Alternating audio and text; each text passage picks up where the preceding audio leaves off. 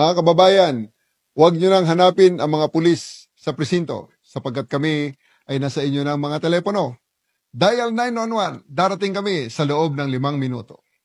Lilingkod sa bawat Pilipino at magbibigay ng tamang impormasyon para sa tahimik at maayos na Pilipinas. Police News Network, alagad ng batas, tagapagtaguyod ng balitang pulis, sandigan ng mamamayan, patnubay ng katotohanan. Kampo Krame, maghahatid ng pinakahuling kaganapan at nagbabagang balita. Ito ang PNN Police News Network. At ngayon, ang inyong mga tagapagbalita. Magandang hapon, Bagong Pilipinas. Ako ang inyong alagad ng batas, tagataguyod ng Balitang Pulis. Patrolwoman Evelyn Lumabi mula sa Regional Mobile Force Battalion ng NCRPO. Maghahatid sa inyo ng tamang balita, kwento ng pulis at serbisyo para sa mamamayan. At ito ang PNP News Online. Ang pangunahing balita ng Police News Network, alagad ng batas, tagataguyod ng Balitang Pulis.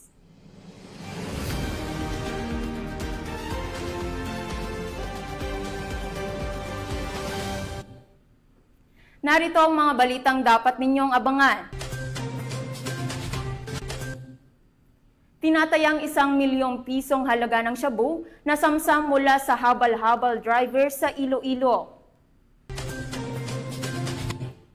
3 kataong sangkot sa ilegal na pagpapalaglag ng sanggol, arestado sa Cebu City.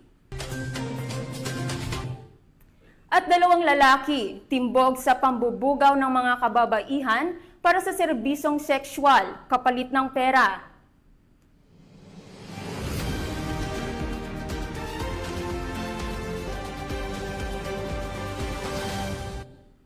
Narito ang mga balitang hatid ng ating PNN correspondents mula sa iba't ibang panig ng bansa.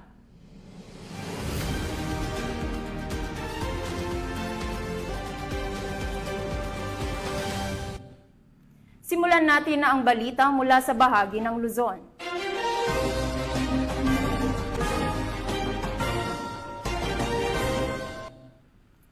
Hawak na ng mga otoridad ang nakatalang rank 1 most wanted person sa Caba, La Union matapos itong maaresto sa ikinasang manhunt operation ng Caba PNP sa Bawang La Union.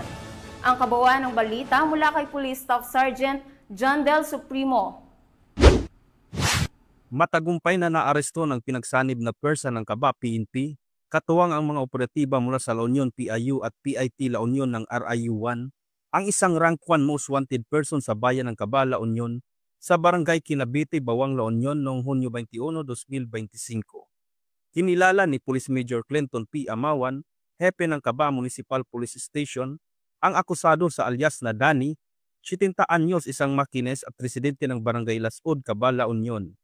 Dagdag pa ni Police Major Amawan, inaresto si alias Danny sa bisa ng warrant of arrest para sa kasong rape sa ilalim ng Article 266-A Paragraph 1, kaugnay ng Article 266-B ng Revised Penal Code as amended by RE 8353 o ang Anti-Rape Law of 1997 kung saan walang piyansang inirekomenda. Agad siyang dinala sa Caba District Hospital para sa medical at physical examination at kalaunan ay hinihatid sa istasyon ng pulisya para sa kaukulang dokumentasyon at kustodiya bago ito i-turnover sa korte na naglabas ng warrant. Samantala, ang matagumpay na operasyon na ito ay bahagi ng patuloy na kampanya ng Caba PNP laban sa kriminalidad upang mapanatili ang kapayapaan at seguridad sa kanilang komunidad. Mula dito sa Ilocos Region, ako ang inyong PNN correspondent, Police Staff Sergeant John Del Supremo, alagad ng batas, tagataguyod ng Balitang Pulis. Maraming salamat, Police Staff Sergeant Supremo. Nasa kote ng Pasay PNP ang 5 suspect sa isinagawang buy-bust operation sa Pasay City matapos magpositibo sa iligal na droga. Nakatutok dyan si Patrolwoman Mika May Bahiwag. Arestado ng mga operatiba ng Station Drug Enforcement Unit ng Pasay City Police Station ang 5 individual dakong 5:30 ng hapon sa Barangay 29 Zone 5 sa Pasay City. Kinilala ang mga naarestong suspect na sina alias Pre, alias Jackie, alias Tisoy, alias Rap at alias Rom. Nakumpiska sa mga suspect ang 6 na pakete ng hinihinalang shabu, mga drug paraphernalia at ang buy-bus money. Dinala sa Station Drug Enforcement Unit ng Pasay ang mga suspect para sa dokumentasyon habang ang mga nakumpiskang ebidensya ay isa sa ilalim sa pagsusuri ng SPD Forensic Unit. Sila ay naharap sa mga kasong paglabag sa iba't ibang seksyon ng Article 2 ng Republic Act 9165 o ang Comprehensive Dangerous Drugs Act of 2002. Mula dito sa Metro Manila, ako ang iyong PNN correspondent, Patroluman Mika May Bahiwag, alagad ng batas, tagataguyod ng balitang pulis. Maraming salamat, Patrolwoman Bahiwa.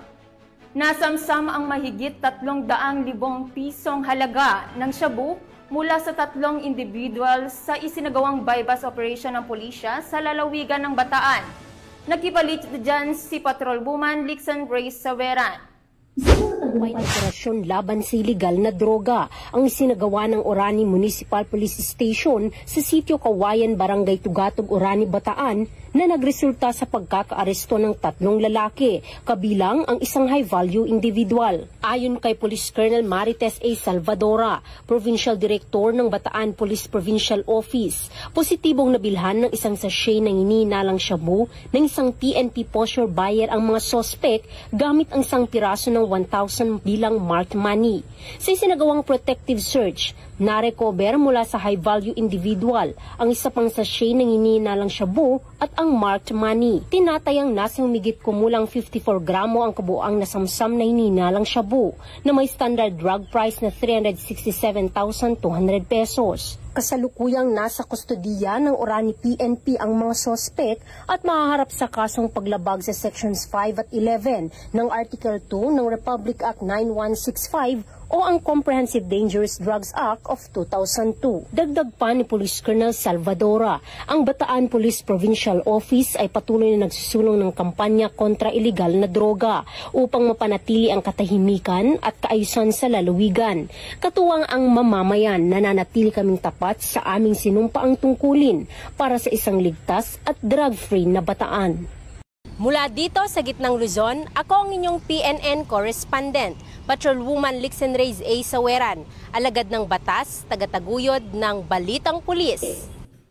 Maraming salamat, Patrolwoman Saweran.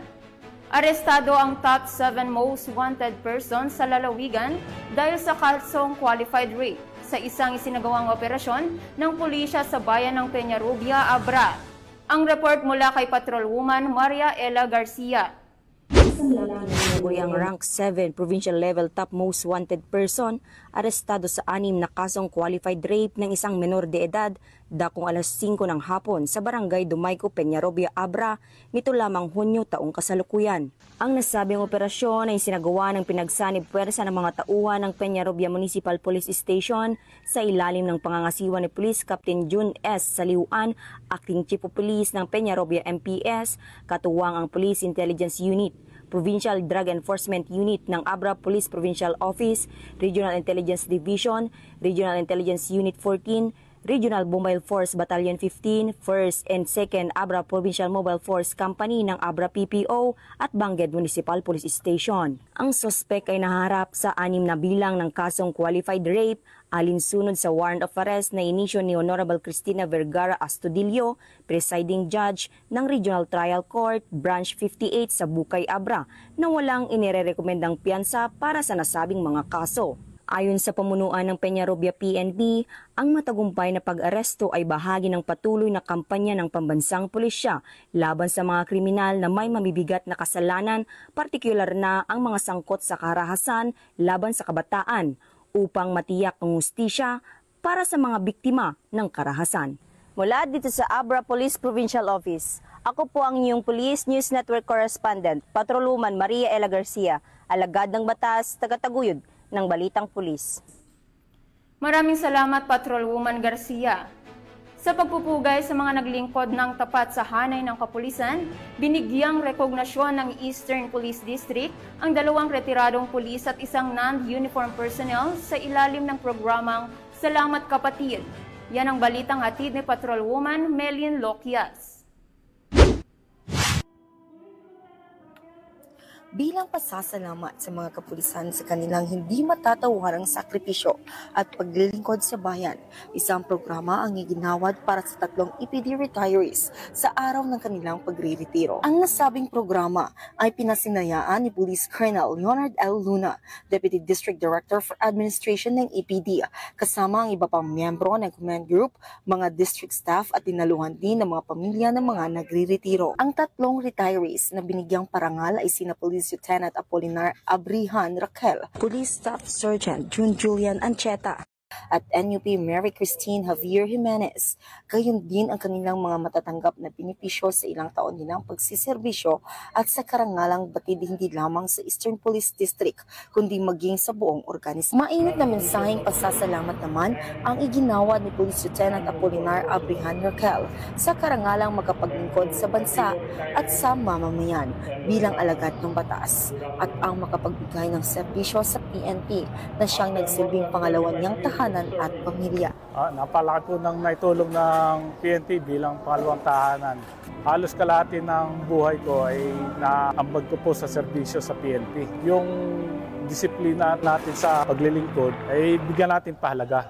Mula dito sa Eastern Police District, ako po ang inyong Police News Network Correspondent, Patrolwoman Melin Loquias, alagad ng batas, tagataguyod ng Balitang Pulis. Maraming salamat, Patrolwoman Loquias. Upang higit pang mapabilis at mapaigting ang pagtugon sa emergency at insidente ng krimen, isinagawa ng Police Regional Office 5 ang isang tabletop exercise bilang bahagi ng implementasyon ng kanilang 5-minute deployment strategy.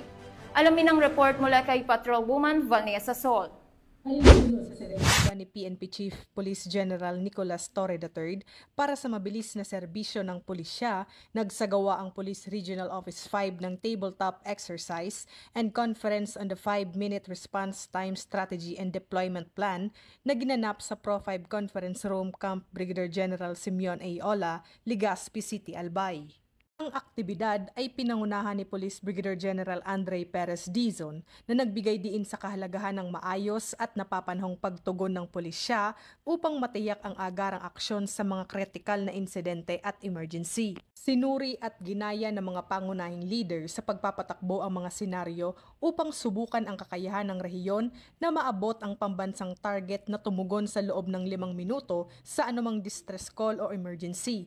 Nakatuon ang mga talakayan sa strategic deployment ng mga patrol unit, pinahusay na command coordination at ang paggamit ng geospatial mapping tool para ma-optimize ang mobility at presence. Ang inisyatiba na ito ay sumasalamin sa patuloy na pagpupursige ng Police Regional Office 5 na mapabuti ang pagiging handa sa pagpapatakbo, panindigan ng tiwala ng publiko at ihatid ang serbisyong approachable, presentable at dependable. Mula dito sa Legazpi City, Albay, ako ang inyong PNN Correspondent, Patrolwoman Vanessa Sol, alagad ng batas, tagataguyod ng Balitang Pulis. Maraming salamat, Patrolwoman Sol. Tunghayan naman natin ang mga balita mula sa Visayas.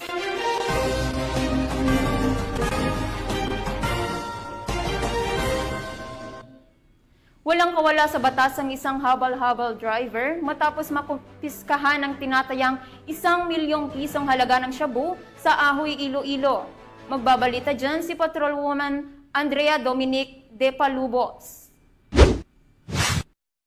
Arestado ang isang habal-habal driver sa ikinasang bypass operation ng Ahoy Municipal Police Station sa NHA Pabahay, Barangay Tipakla, Ahoy, Iloilo. Nito lamang ika-21 ng Hunyo taong kasalukuyan. Ang operasyon ay pinangunahan ng Ahoy Municipal Police Station sa pangunguna ni Police Captain John Michael Dalipe, Chief of Police. Katuwang ang Iloilo Police Provincial Office, Provincial Drug Enforcement Unit, 2nd Iloilo Provincial Mobile Force Company, at Iloilo Maritime Police Station na nagresulta sa pagkakaaresto kay alias Bagtik, 42 taong gulang at residente ng Central Ahoy at naitalang high-value individual. Na-recover sa naturang operasyon ang 9 na sachet ng hinihinalang shabu na may timbang na humigit kumulang 150 gramo na may standard drug price na tinatayang 1,020,000 piso. Kasalukuyang nasa kustudiya na ng pulisya ang suspect para sa tamang disposisyon at haharap sa kasong paglabag sa RA 9165 o ang Comprehensive Dangerous Drugs Act of 2002. Ang tagumpay na ito ay nagpapakita ng matibay na dedikasyon at pagtutulungan ng komunidad at pulisya sa pagsugpo sa iligal na droga at pagpapalakas ng mga operasyon kontra kriminalidad sa buong rehiyon. Patuloy ang kampanya ng Philippine National Police sa pagtugis ng mga sindikato at paggamit ng mga makabagong taktika upang mapanatili ang kaligtasan at kapakanan ng bawat mamamayan. Dahil sa bagong Pilipinas, ang gusto ng pulis, ligtas ka. Mula dito sa Police Regional Office 6, ako ang inyong Police News Network Correspondent, Patrolwoman Andrea Dominic Tipalobos. Alagad ng batas, tagataguyod ng balitang pulis. Lubos. 3 kataong naaresto sa Cebu City, kaugnay ng umano'y kaso ng intentional abortion o illegal na pagpapalaglag ng sanggol. Narito ang detalye ng report mula kay Patrolwoman Flora May Azares.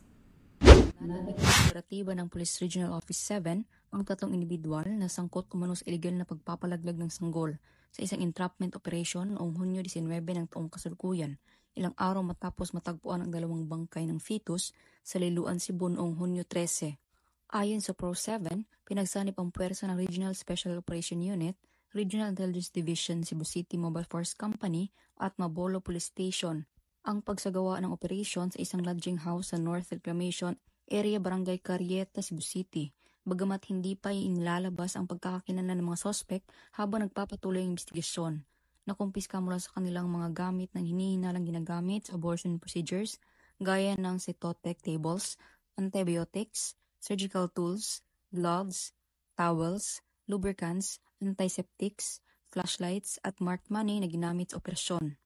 Batay sa Article 256 ng Revised Penal Code, ang intentional abortion ay isang krimen na may kaukulang parusang pagkakakulong mula 6 hanggang 12 taon, depende sa paraan ng pagkakagawa ng krimen. Iniimbestigahan din kung may kinalaman ang mga pamunuan ng lodging house sa illegal na aktibidad. Maaaring makasuhan ng ito at ipasara ang establishmento kung mapatunayang nagpabaya o sadyang nagbigay lugod sa naturang gawain. Hinikayat ng mga kapulisan ang publiko na maging mapagmatsyag at agad iulat sa mga otoridad ang anumang kahina-hinalang aktibidad upang mas mapanatili ang kaayusan at kaligtasan ng bawat mamamayan. Mula dito sa Police Regional Office 7, ako ang inyong PNN Correspondent, Patrolwoman Flora May Azares, alagad ng batas, tagataguyod ng balitang pulis. Maraming salamat Patrolwoman Azares. Narito naman ang mga balita mula sa bahagi ng Mindanao.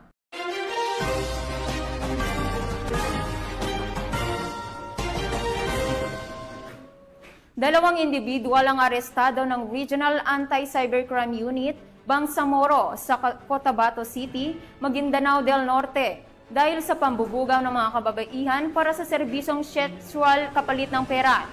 Ang balita mula kay Patrolwoman Mary Grace Artizuela.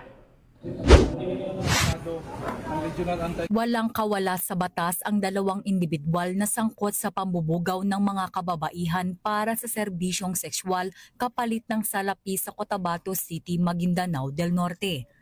Batay sa natanggap na impormasyon ng mga otoridad, isang cellphone number ang natukoy na ginagamit ng mga suspect para sa kanilang iligal na gawain.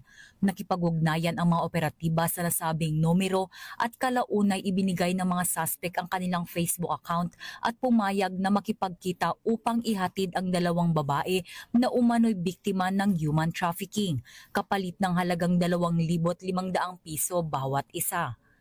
Agad ikinasa ng Regional Anti-Cybercrime Unit Bangsamoro, katuwang ang Police Station 2 ng Cotabato City Police Office ang isang entrapment operation na nagresulta sa pagkakaaresto ng dalawang suspect na ngayon ay nahaharap sa paglabag sa Republic Act No. 9208 o Anti-Trafficking in Persons Act of 2003. Nasa kustodiya na ng Rakubar ang mga suspect habang ligtas na nasagip ang dalawang biktima. Assalamualaikum. Ang human trafficking o pangangalakal ng tao gamit ang internet ay isang seryosong krimen sa ilalim ng saligang batas na nasasaad sa Anti-Trafficking in Person Act at Cybercrime Prevention Act. Huwag basta-bastang magtitiwala sa mga online na nag-aalok ng trabaho, modeling o maahalay na gawain kapalit ng pera.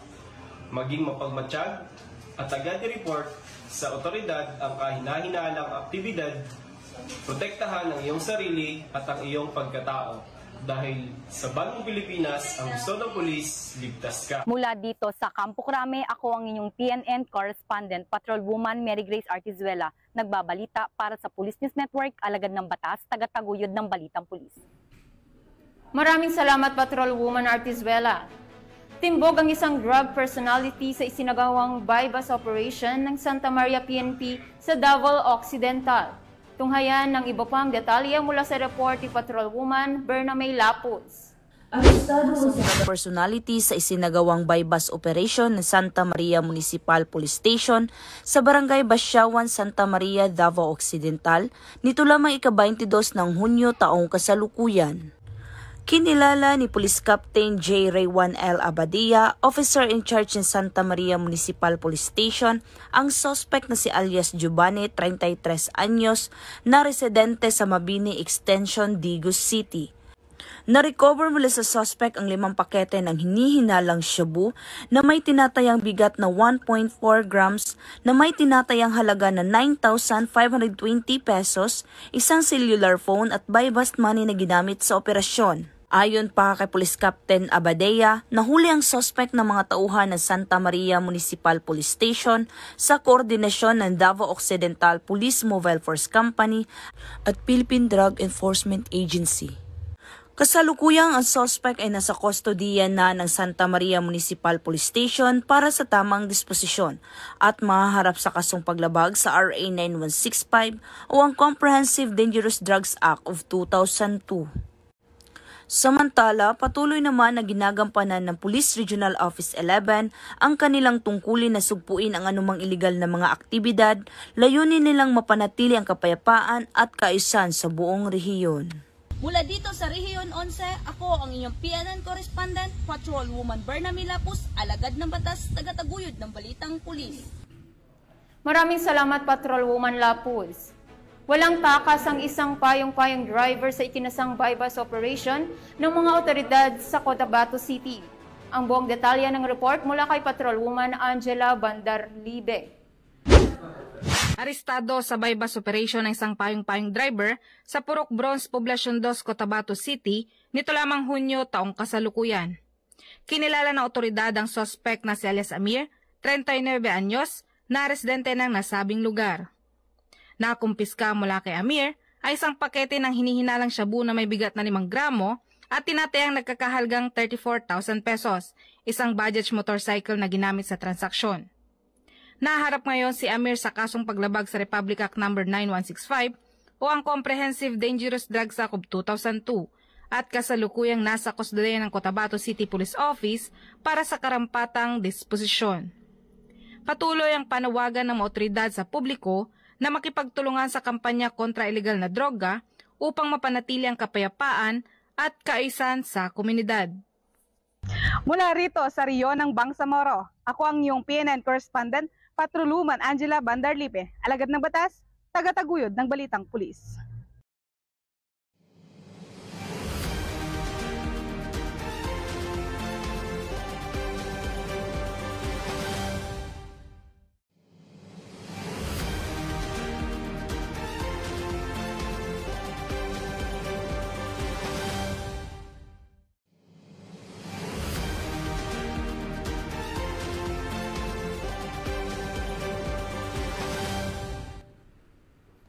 At yan ang mga balitang nakalap ng ating PNN correspondents mula Luzon, Visayas at Mindanao. At bago pa tayo magtapos, nais ko lang pong batiin ang OIC ng TV and Radio Production Section ng PICAG na si Police Captain Nomer Macaraig, nakabilang sa mga pulis na tumanggap ng JCI Ignacio Jimenez Awards 2025 ngayong araw. Congratulations po sa inyo, sir. Sa ngalan ng pamunuan ng Philippine National Police, sa pamumuno ni PNP Chief Police General Nicolas Torre III at sa pamumuno ni President Ferdinand Bongbong Marcos Jr., kami ay maglilingkod sa bawat Pilipino at magbibigay ng tama at balanseng balita dahil dito sa bagong Pilipinas ang gusto ng pulis ligtas ka. At bilang bahagi ng mas pinabilis at pinalawak na emergency response system, muli naming ipinaaalala ang panawagan ng PNP Chief na huwag nyo nang hanapin ang mga pulis sa inyong mga presinto sapagkat sila ay nasa inyong mga telepono, dial 911, darating sila sa loob ng 5 minuto. Ang 911 ay bukas 24/7, maaaring tawagan kahit walang load at handang tumugon sa anumang uri ng emergency. Ipagbigay alam sa inyong pamilya, kaibigan at komunidad. Sa panahon ng pangangailangan, 911 ang inyong katuwang. Mula rito sa tanggapan ng tagapag-ugnay ng Pambansang Pulisya, ako ang inyong alagad ng batas, tagataguyod ng Balitang Pulis, Patrolwoman Evelyn Lumabi mula sa Regional Mobile Force Battalion ng NCRPO. Ang pangunahing balita ng Police News Network.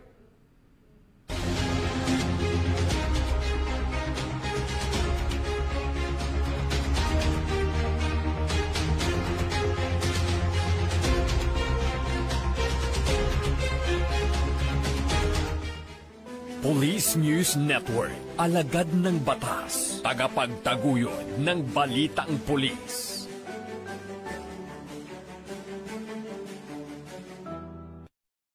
Mga kababayan, huwag nyo nang hanapin ang mga pulis sa presinto sapagkat kami ay nasa inyo ng mga telepono. Dial 911, darating kami sa loob ng 5 minuto.